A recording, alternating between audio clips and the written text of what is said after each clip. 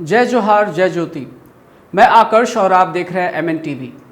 भारतीय रेल 151 रेलगाड़ियों का परिचालन निजी क्षेत्रों को सौंपने जा रही है। हालांकि इस निजीकरण के पीछे रेलवे को लेट लतीफ़ी से छुटकारा दिलाना, यात्रियों की सुरक्षा बढ़ाना, विश्व स्तरीय यात्रा का अनुभव प्रदान करना एवं सभी यात्रियों को कन्फर्म टिकट उपलब्ध कराना बताया जा रहा है। लेकिन रेलवे के निजीकरण से लाखों नौकरियों पर खतरा मंडरा रहा है। कहा जा रहा है कि रेलवे के निजीकरण से करीबन 3 लाख नौकरियां खत्म हो जाएंगी और बाद में रेलवे की संपत्तियों को निजी क्षेत्रों के हवाले करने की कवायद की जाएगी। 4 महीने पहले नीति आयोग ने इसकी सिफारिश की थी। तब रेल मंत्री पीयूष गोयल ने कहा था कि रेलवे का निजीकरण नहीं बल्कि कुछ सेवाओं का निजीकरण किया जाएगा। हालांकि रेलवे बोर्ड के चेयरमैन का कहना है कि अप्रैल 2023 में निजी रेल सेवाएं शुरू हो जाएंगी और ये भारतीय रेल नेटवर्क पर यात्री ट्रेनों के संचालन में निजी क्षेत्र के निवेश का पहला प्रयास होगा। इसके बाद रेलवे की जमीन एवं अन्य परिसंपत्तियां भी निजी क्षेत्रों को सौंपने की कवायद की जाएगी। पत्रिका न्यूज़ नेटवर्क के मुताबिक देश भर की सभी रेलवे कॉलोनियों की बिक्री की जाएगी।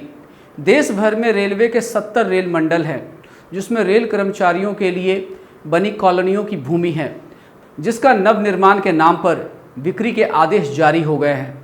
रेलवे के निजीकरण से सबसे बड़ा नुकसान यह होगा कि इससे बड़ी संख्या में सरकारी नौकरियां खत्म हो जाएंगी और भारतीय संविधान में प्राप्त आरक्षण को भी इस निजीकरण के माध्यम से समाप्त कर दिया जाएगा और इस देश की बहुत बड़ी आबादी, जिसे SC, ST, OBC कहा जाता है, प्रतिनिधित्व के अधिकार से वंचित हो जाएंगे।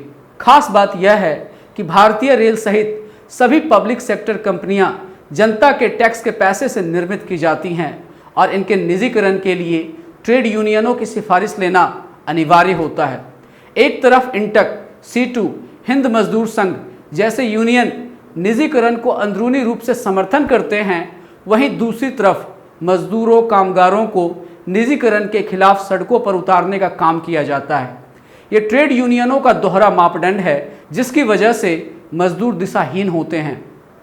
151 ट्रेनों के ऐलान के बाद रेलवे ने सभी मंडल रेल प्रबंधकों को पत्र जारी कर कहा है कि उन कर्मचारियों की सूची तैयार करें जो 2020 की पहली तिमाही में 55 साल के हो जाएंगे या जिनकी सेवा अवधि के 30 साल पूरे हो गए हैं। उन सभी को समय पूर्व सेवानिवृत्ति का ऑफर दिया जाएगा। इनकी संख्या तकरीबन 3 लाख बताई जा रही है। निजीकरण होने पर निजी ट्रेनों को क्लियर सिग्नल मिलने, सरकारी ट्रेनों की लेट लतीफ़ी से छुटकारा मिलने की संभावना जताई जा रही है। इसका ज़्यादा असर रेल किराए की बढ़ोतरी के रूप में होगा। हालांकि रेलवे का तर्क है इससे रेलवे में नई तकनीक आएगी, मरम्मत का खर्च घटेगा, यात्रा का समय कम होगा, नौकरियां बढ़ेंगी, यात्रियों को विश्व स्तरीय सुविधाएं मिलेंगी।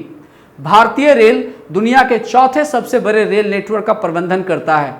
अभी देश में 13,000 ट्रेन चल रही हैं और मांग एवं आपूर्ति के बीच समानता लाने के लिए 7,000 ट्रेनें और चलाई जाएंगी। अभी इन ट्रेनों का संचालन और प्रबंधन भारतीय रेल ही करता है। अब प्रबंधन के काम में निजी क्षेत्र भी शामिल होंगे। 151 रेलगाड़ियों के बारे में रेलवे ने कहा कि वह 35 साल के लिए इन परियोजनाओं को निजी हाथों में देने जा रही है। हालांकि इन सभी ट्रेनों में ड्राइवर एवं गार्ड भारतीय रेल के होंगे। बता दें कि जब रेलवे के निजीकरण की बात आती है तो अक्सर तेजस ट्रेनों का उदाहरण दिया जाता है। इन ट्रेनों को निजी परिचालन का अच्छा उदाहरण नहीं माना जाता। इसके लिए जो प्रक्रिया अपनाई गई उसे वाजिब नहीं कहा जा सकता। न तो इसके लिए निविदाएं आमंत्रित की गई और न कोई बोली लगी। रेलवे ने एक प्रीमियम ट्रेन का परिचालन सीधे तौर पर अपनी एक सहायक कंपनी को सौंप दिया। यह कहा जा सकता है कि तेजस के मामले में रेलवे ने जो किया वह ट्रेनों को बाहरी हाथों में सौंपने का एक प्रयोग था।